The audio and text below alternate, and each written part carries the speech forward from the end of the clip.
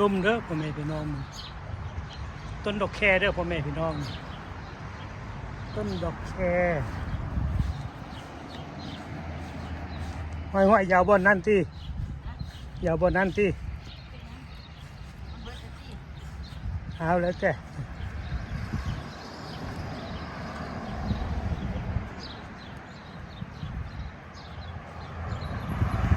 เก็บผักชีเด้อพ่อแม่พี่น้องไปกินกับมกป่ามกปูมกปลาปลาซีอ่อนปลาซีหน่อยสบายดีพี่น้องสบายดีพี่น้อง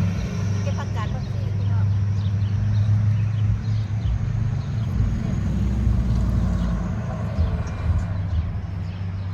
อยู่ไรอยู่ในป่า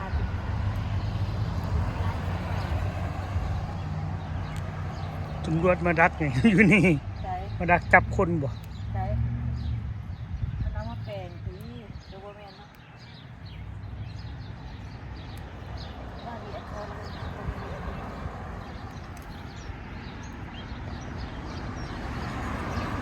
เศร้ามากกนกหนูอุดรห้องนี่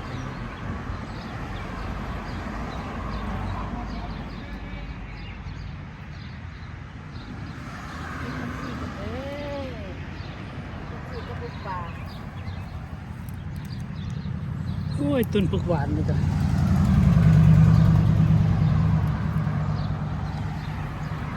ชื่อจะพบป่าจ้าครอบเลยจ้ะเป็นครอบชมเป็นป่าอ่อน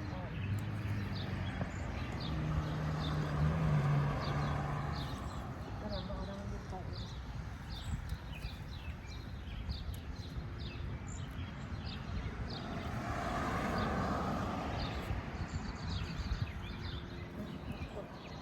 ป่าสามีละเพื่อนสักขะทองกล่องกดเจ็ดโคตรวันเลย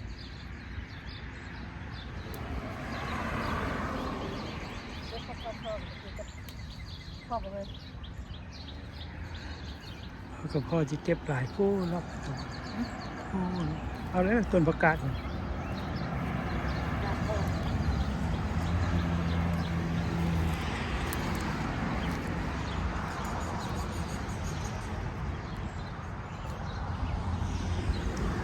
รกหญ้าที่หวานมันซื้อเลยเนาะรกหญ้าเลยพวกนี้พี่น้องว่าหญ้าหลายพอมันขึ้นมาเหรอ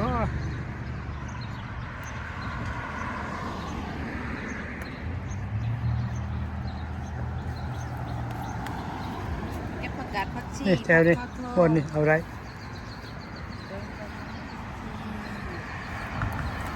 เที่ยวไปเหยียบไปเหยียบหน้าถึงเวลาละ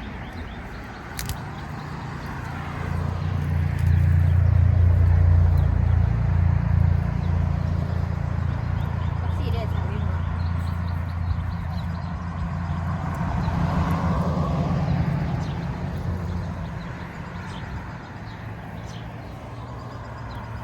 ชีกีกับมุกปลามันดูแสบเลยตรงนี้ได้หลายป่ะกระเบื้องผักชีได้ตัวนึงคนสิใครได้ปลูกใหม่เลยเนาะงามเขาปลูกก็ยกดีโผล่ยกดีกับตัว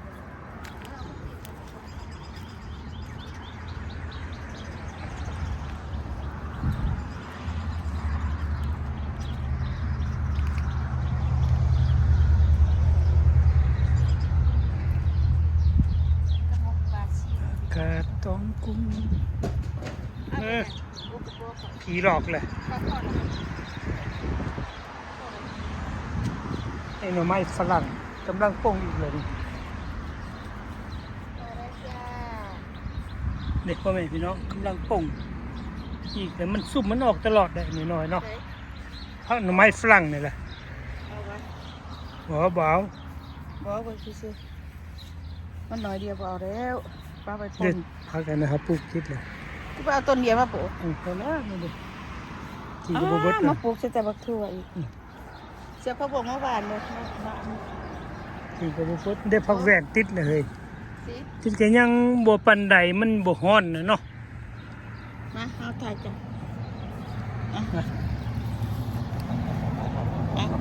ตูนี่เลาะเอาบ่เอาตีบ่เอาตี หญ้าคนนึงหญ้ามันซัดขึ้นแนวไปเลย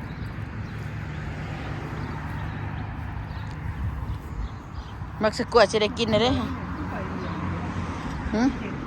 ถ้าว่าบ่เห็นมันงามว่ะหาขี้ดินมาใส่มันก็นี่ประตูเอาขี้ดินปีกายเด้สะเครือบ่งามมาบ่ได้เอาขี้ดินมาใส่เหงามาเก็บเอาไหมเฮ้ยมันยังหน่อยว่าตินี่บักถั่วเนี่ยเครือนั้นก็เครือนี้เนี่ยน่ะสิใหญ่ได้ปะโอ้โหเด้เพิ่นบ่ได้เห็นได้หน่วยเพิ่นน่ะเขียวๆไปคือใบเลย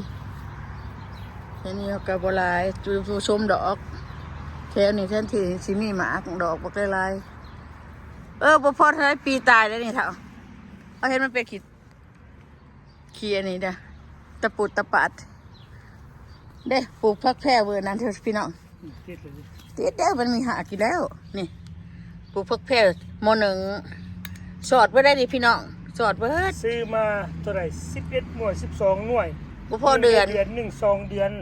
แล้วก็ซอดโอ้ยเฮ็ดมาขายก็บ่ได้เรื่องกาแค่กาลดก็บ่ดี กาขี้ตัวหมอนในน้ำมันน้ำเปิดบ่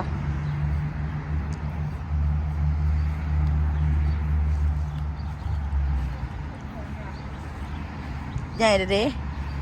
สดีเขาก็ใหญ่ละบักแตงอันนั้นบักแตงเขาปลูกบักแตง3-4 คุมนะ สิริคิดหน้าคิดสัตว์คิดมันฮ้อนคิดนานฮ้อนนานสัตว์คนไหนพี่น้องนานใหญ่ ฝนตก2 วัน 3 วันนะตกหลายกับบ่งามนะ โอเคเด้อพ่อแม่พี่น้องขอขอบใจ